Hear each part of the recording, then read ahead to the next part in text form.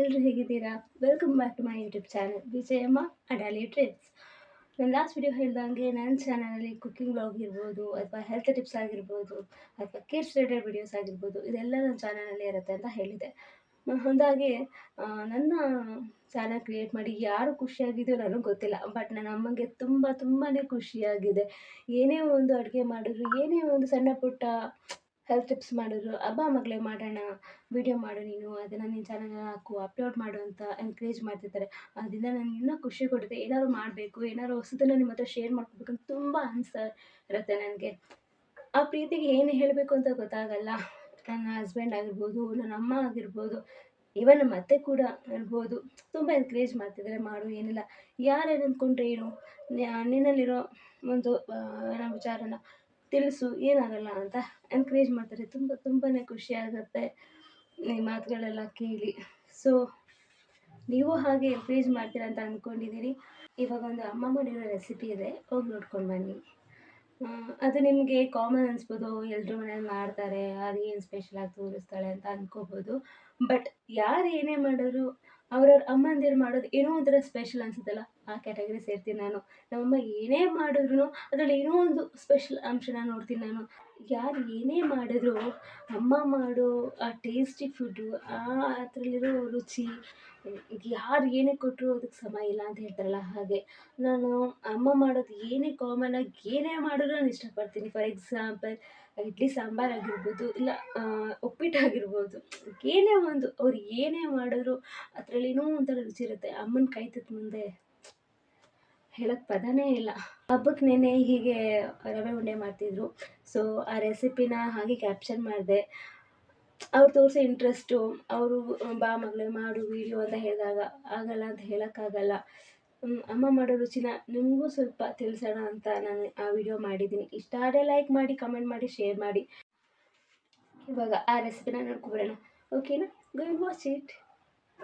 Let's start. 2 cup ಚಿರೋಟಿ ರವೆ, ಸಣ್ಣದಾಗಿ ಹೆಚ್ಕೊಂಡಿರೋ ಬಾದಾಮಿ, ಗೋಡಂಬಿ, 1/2 ಕಪ್ ಘೀ ತುಪ್ಪ, ಏಲಕ್ಕಿ ಪುಡಿ, 2 ಕಪ್ ರವೆಗೆ 1 ಕಪ್ ಕೊಬ್ಬರಿ,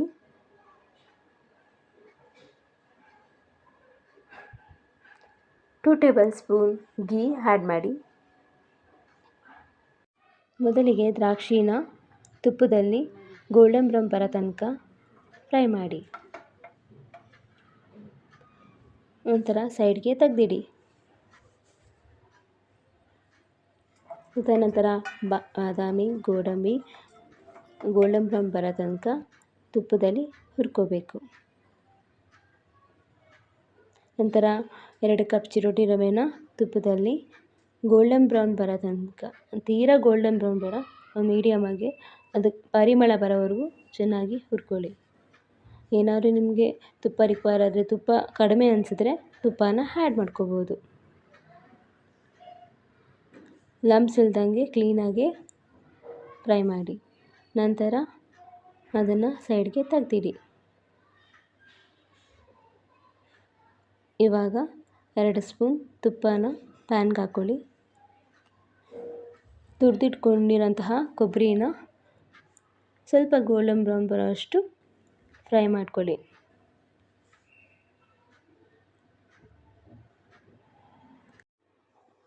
ಚೆನ್ನಾಗಿ ಫ್ರೈ ಆದ ನಂತರ ಅದನ್ನು ಸೈಡ್ಗೆ ಎತ್ತಿಟ್ಕೋಬೇಕು. ಚೆನ್ನಾಗಿ ಫ್ರೈ ಮಾಡಬೇಕು. ಅದು ಪರಿಮಳ ಬರ್ತಿರುವಾಗ ನೀವು ಸೈಡ್ಗೆ ಎತ್ತಿಟ್ಕೋಬೋದು.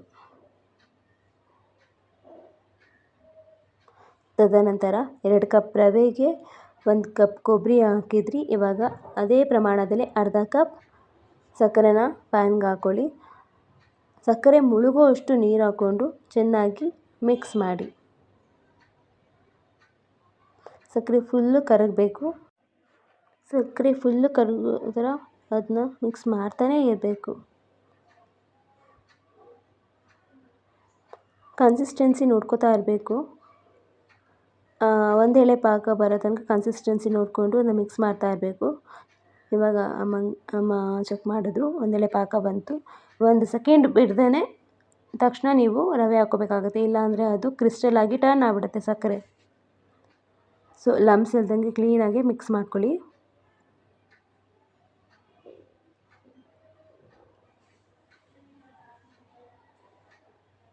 ಇವಾಗ ಫ್ರೈ ಮಾಡಿರುವಂತಹ ಕೊಬ್ಬರಿ,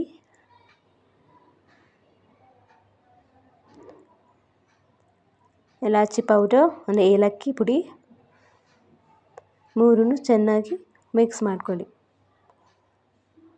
ಸಕ್ಕರೆಯಲ್ಲಿ ಹದವಾಗಿ ಅದು ಚೆನ್ನಾಗಿ ಮಿಕ್ಸ್ ಆಗೋ ಥರ ಚೆನ್ನಾಗಿ ಮಿಕ್ಸ್ ಮಾಡ್ಕೊಳ್ಳಿ. ತದನಂತರ ಬಾದಾಮಿ, ಗೋಡಂಬಿ, ದ್ರಾಕ್ಷಿನ ಮಿಕ್ಸ್ ಮಾಡಿ.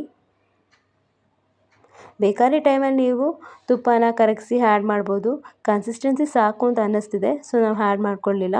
ನೋಡ್ಕೊಂಡು ನಿಮ್ಗೆ ಏನಾದರೂ ಬೇಕು ಅನಿಸಿದ್ರೆ ತುಪ್ಪನ ಕರಗಿಸಿ ಈ ಟೈಮಲ್ಲಿ ಆ್ಯಡ್ ಮಾಡಿಕೊಂಡು ಚೆನ್ನಾಗಿ ಮಿಕ್ಸ್ ಮಾಡಿ.